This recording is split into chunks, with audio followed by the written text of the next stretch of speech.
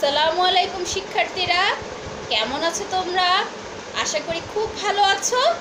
তোমাদের সামনে প্রাক নির্বাচনী পরীক্ষা 2020, সেই লক্ষ্যেই আমি প্রস্তুতিমূলক অনুশীলনের জন্য আজকে তোমাদের বাংলা প্রথম পত্র পদ্যাংশ, দেখো বোর্ডে লেখা আছে বাংলা প্রথম পত্র পদ্যাংশ, সেই পদ্যাংশ থেকে সৃজনশীল প্রশ্নের জন্য আমি দুটি পদ্যাংশ বেছে নিয়েছি। কি কি দেখো লিখেছি বোর্ডে, কপোতাক্ষ নদ, জীবন সঙ্গীত, এগুলো আজকে আমরা আলোচনা করব। আমি তোমাদেরকে জ্ঞানমূলক প্রশ্ন এবং অনুধাবন প্রশ্ন অনুশীলনের জন্য দিব। যেহেতু আজকে অনুশীলনমূলক প্রস্তুতিমূলক অনুশীলন ক্লাস, আজকে তোমাদের লিখতে হবে, তোমাদের আমি কাজ দিয়ে দিব। অনুশীলন করা মানে কি, কিছু লেখা, নিজের মতো কিছু করা। তো আজকে আমি বেছে নিয়েছি দুটি কবিতা, একটি হচ্ছে কপোতাক্ষ নদ, আরেকটি হচ্ছে কি জীবন সঙ্গীত। তোমাদের যেগুলো ক্লাসেও আমি পড়িয়েছি, অনলাইন ক্লাসে তো পড়িয়েছি, তোমরা এগুলো পেয়েছো ক্লাস বিগত সময়ে।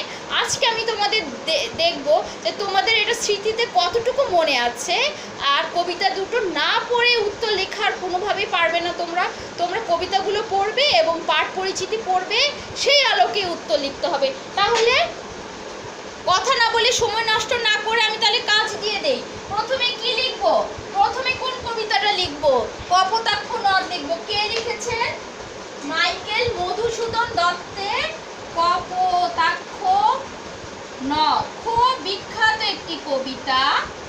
সাগরদাঁড়ি নদীর তীরে অবস্থিত সেই কপোতাক্ষ নদ সম্পর্কে উনি বিদেশে ছিলেন, প্রবাসে জীবনযাপন করতেন, তখন কিন্তু দেশের কথা বেশি মনে হয়।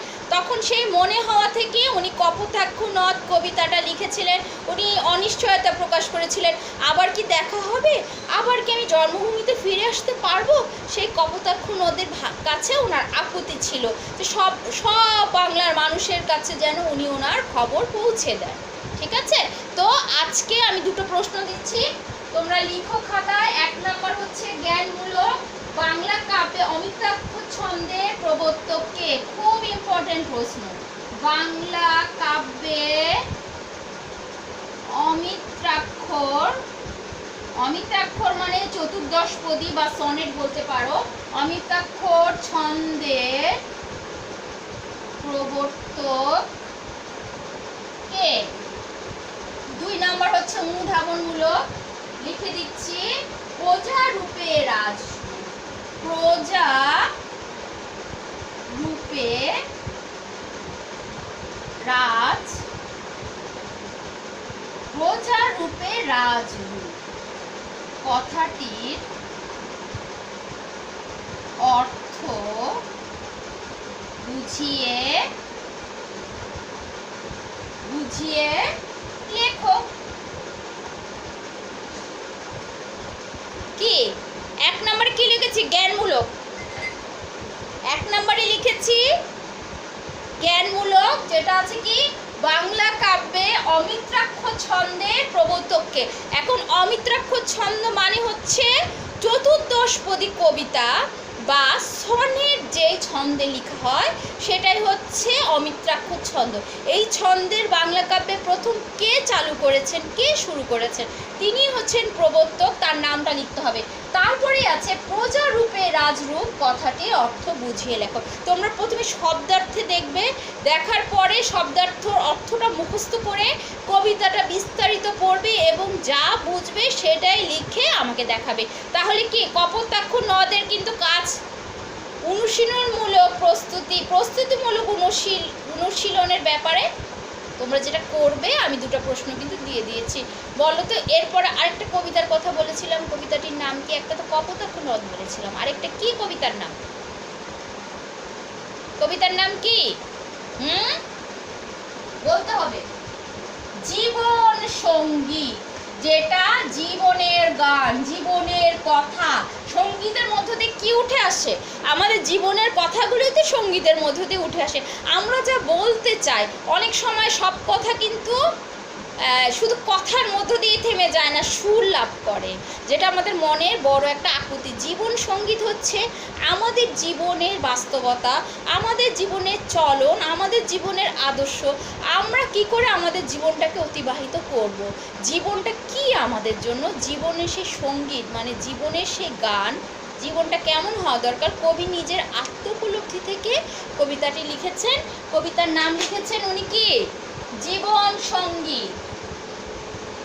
জীবন সঙ্গীত। দুটো প্রশ্ন আগে লিখে নেই, তারপর আরো কথা বলবো, ঠিক আছে? তোমরা লিখো। 1 নম্বর জ্ঞানমূলক, যশোদ্ধার। যশোদ্ধার শব্দের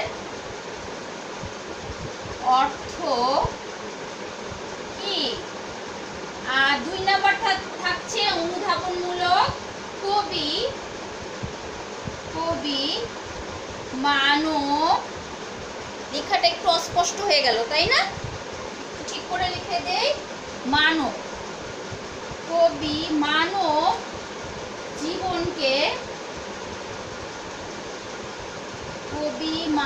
জীবনকে অসার মানে যার প্রাণ নেই, হ্যাঁ, সেই অসার মানতে রাজি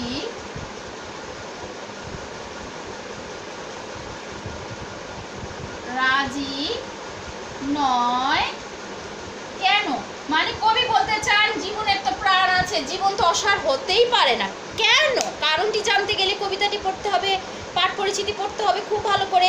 পাঠ পরিচিতি তোমাদের মুখস্থই আছে, পড়তে পড়তে অনেকটা মুখস্থের মতো হয়ে গেছে, মনের মধ্যে একদম গেঁথে গেছে, যেটাকে আমরা বলি মুখস্থ, তাই না?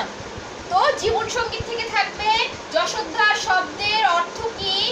কবি মানব জীবনকে অসার মানতে রাজি নয় কেন? কবি মানব জীবনকে অসার বলতে রাজি নয় কেন? মানে উনি বলতে চায় আমাদের জীবনে প্রাণ আছে। অসার মানে হলো যার প্রাণ নেই, জড় পদার্থ, তাই না? উনি বলছেন আমাদের জীবনের তো প্রাণ আছে, উনি কিছুতেই রাজি নয় আমাদের জীবনকে অসার বলার জন্য। তাহলে আমরা কিন্তু প্রশ্ন পেয়ে গেলাম, হ্যাঁ? কপোতাক্ষ নদ থেকে 2টি প্রশ্ন দিলাম, আর জীবন সঙ্গীত কবিতা থেকে 2টি প্রশ্ন দিলাম। তাহলে কি? আমার সাথে সাথে একটু তোমরাও বলো। তাহলে সৃজনশীল প্রশ্ন জন্য পদ্যাংশ, অতি গুরুত্বপূর্ণ 2টি পদ্যাংশ হচ্ছে কপোতাক্ষ নদ, খুব ভালো করে পড়তে হবে, আর হচ্ছে কি জীবন সঙ্গীত, খুব ভালো করে পড়তে হবে। তাহলে আজ এ পর্যন্তই।